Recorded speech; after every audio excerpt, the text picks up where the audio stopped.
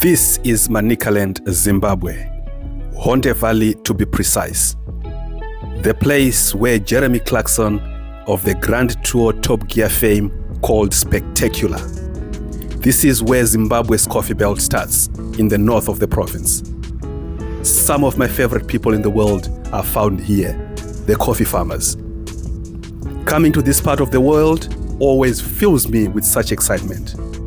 And it was no different on my last visit, except on this occasion, I was in for a shocking and dangerous surprise. It was the first time I came across anything of this nature. A veld fire.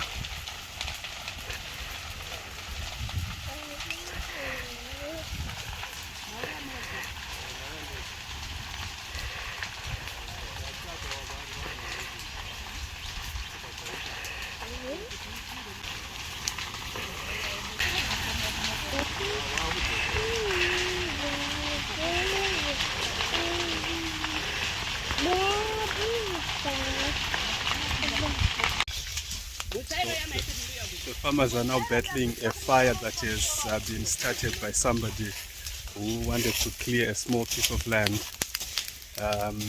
so that they can prepare for the coming season.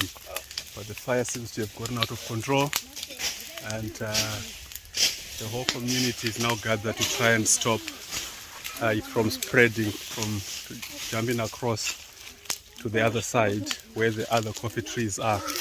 So this is one of the things that they say happens quite a lot, you know, at this time of the year when people are trying to prepare their fields.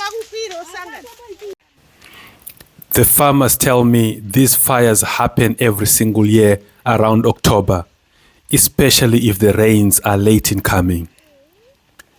These veld fires are only a symptom of something much deeper. This is what climate change is doing to the coffee farmers. So just using basic branches and garden hose, they managed to create a fire guard that created a gap that stopped the fire from leaping across towards the coffee fields. So the fire has been contained for now anyway, so it's receding, and the fire guard seems to have worked. So yeah, didn't help that there's also a eucalyptus plantation which just goes up in flames so easily. But yeah, all seems to be under control now. What is impressive is how the community just comes together to fight the fire. Using rudimentary equipment, garden hose, branches from trees, and all done without water at all. They manage to stop the fire from spreading. Perhaps what is even more impressive is that it wasn't even threatening all the fields, but the coffee field of only one farmer. Yet, they all came out risking their own personal safety.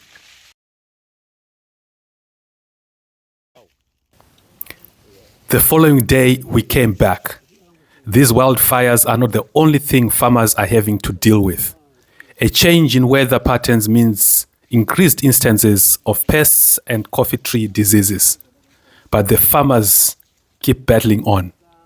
This is my good friend, Mr. Davison Muganyora, Samatimbe. He has been growing coffee since the early 1980s when it was first introduced to the local black community. Before Zimbabwe's independence, coffee was reserved for whites only to produce. Yet, since the land reform of the year 2000, hundreds of smallholder farmers like Samatimbe, starting here in Honde Valley, to Vumba, and all the way to Chipinge through Chimanimani, have become the backbone of Zimbabwe's coffee industry. Samatimbe tells me of how he is combining indigenous knowledge with contemporary pest control measures to keep his crop healthy. Pest control munoshandisa But natural, not answer. Kutanga chinoti mabiological kushandisa zvipembere kuti zvingazi zvikanani kana pane zvinotikanganisawo ngazi rijisani zvega totrepa ngemahewu kana kuisa mahewu awo anomwa vakomana vekumhamba toisa muka kontena kadiki kari mukontena rine mvura akakohengiwa. All right. Asi kala yekontena inofanira kuita kala yekofi yaiba iyi. Saka tiri pano apa mukatsvaga apa munogona kusangana nayo iyi moto yenda itaura kuti pano ndaisangana nemoto yakawanda yakaita almost 9 years. Moto waibva muzasi. Uyo munhu wangu urugwira pane miti mihombeyo. Saka kubva apa unobuda kufa end kune cliff pakangovezwa naMwari kuti pa kuita mugano mwadzika kudzika kokuita kuma 6 meters kudzika. Saka moto ukabva uko kuzasi unosvika urova chimudhuri ubva ukwira mumiti iyo mihombe auchawisa mashizha ubva upisa mashizha ubva atakura moto kunza kuno. Munhu ausobva watsva. Saka pano pakapiswa 9 times 9 years Every year. Yeah. Awo maronda ekutsa amuri kuona ane mumango iri pano rikutoonekwa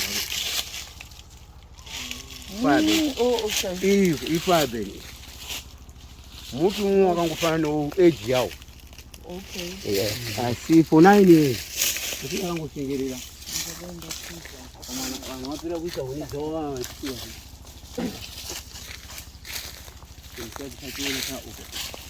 zvakati wandei zvandakaisa umu saka tatoenda pachiri chinenge chakadoneswa nevanhu vekupupura kwese. So ndo mamiro akaita munda uno murora uripo posheni iri kusimwa ida kusimwa iri papo pazasi apo inongoonekwa akasiya kusina kuita zvakaita nezvakakilina. Panoda kupinda 450 apo posheni muri kuona 450 trees. Ukuiona iyo kuti muchida kudzika pomodzika kuitira mama kwakanyanya kudzika. So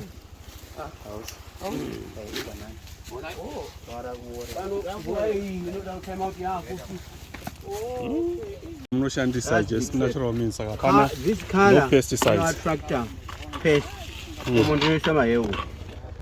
Okay. Dear. Ndobva ndaisa mvura kunosvika uku. Alright. Tunozara umu kureva kuti pest damage inozoitawo reduced. And you have not used chemicals. Zombova ndemachemicals. Saka machemicals ndoshandisa iwaya munoti green triangle. Green triangle. Yeah, no more red triangle or yellow triangle. Pano pakamanejwa kofi kupfuura kumanejwa kunotaurwa navanhu. Nekuti zvese izvi kuchinja pane zvandaishandisa. Color inoattracta pest color related to the ripened coffee cherry. Yeah, saka apa nchandisa zvangu chinoita kuti saka aya pane about 12 akaba. Okay.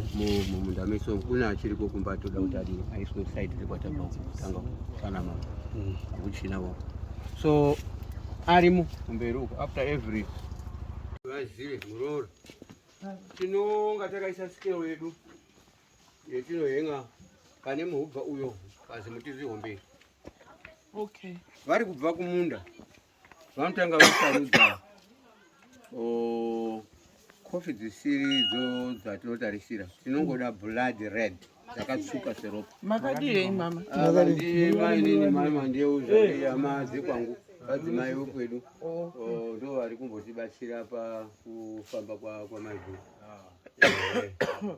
kuti vanhu vari pano vani. Saka kanyama kaya kemapfuura tabvisa chiganda chiya ichi ndiko katiri kubvisawo kuno kukofi. inonzi mucilage iyoyo. Saka inoti tikagaya tosara taine kusvika isvike painoita squeaking noise yekuti ukabata kudai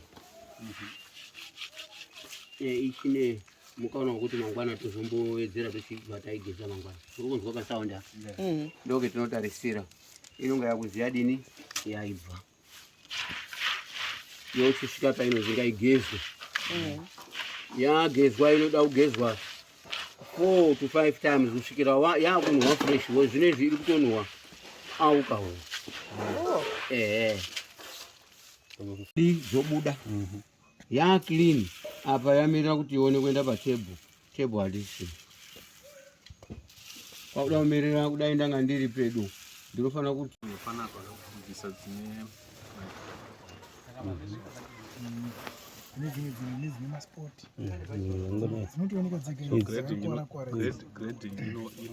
inozoitika ikuko inoitika 300 beans panoselekwa kunzi kuti qualify a certain grade out of 300 beans how many dzine defects you have to count. This video was taken 6 weeks after the fire. The rains eventually came. Nature recovered. But for how long will the farmers have to be battling these disasters? It's either a cyclone, a storm, and in between is the fires. This is only a small part of the story of what goes into your latte. Thank you for watching. Don't forget to like, subscribe, and share. The farmer's story shall be told, and the farmer's story shall be heard.